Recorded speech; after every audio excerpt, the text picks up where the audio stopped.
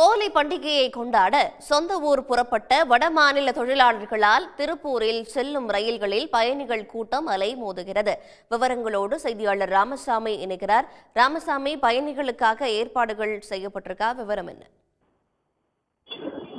நிச்சயமாக பின்னலாடை நகரமான திருப்பூரில் சுமார் 3 லட்சத்திற்கும் அதிகமான வடமாநில தொழிலாளர்கள் பணியாற்றி வருகிறார்கள்.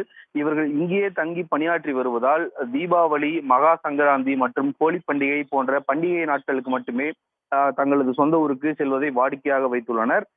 இந்த நிலையில் வரும் 14ஆம் தேதி வட மாநிலங்களில் ஹோலி பண்டிகை கொண்டாடப்படுவதால் திருப்பூரில் பணியாற்றும் தொழிலாளர்கள் இன்று ரயில் மூலம் தங்களது சொந்த ஊருக்கு புறப்பட துவங்கியுள்ளனர்.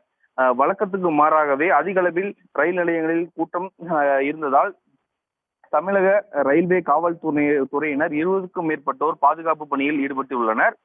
ரயில்வே காவல்துறையினர் கையில் ஒலிபெருக்கியுடன் ஹிந்தி, ஆங்கிலம் மற்றும் தமிழில் ரயில் பயணிகளுக்கு விழிப்புணர்வு ஏற்படுத்தினர். இன்று எர்ணாகுளத்தில் இருந்து டாடா நகர் செல்லக்கூடிய ரயிலில் கூட்ட நெரிசலானது அதிக அளவில் இருந்தது. காவல்துறையினரின் எச்சரிக்கை மீறியும் பயணிகள் ரயிலில் ஏறி இடம் பிடித்தனர். மேலும் அடுத்து செல்லக்கூடிய தன்பாத், ரத்திசாகர் ஆகிய ரயில்களிலும் கூட்டமானது அதிக அளவில் இருக்கும் என எதிர்பார்க்கப்படுகிறது. இது போன்ற பண்டிகை காலங்களில் அதிக அளவில் கூடுதல் சிறப்பு ரயில்களை இயக்கினால் பயணிகளுக்கு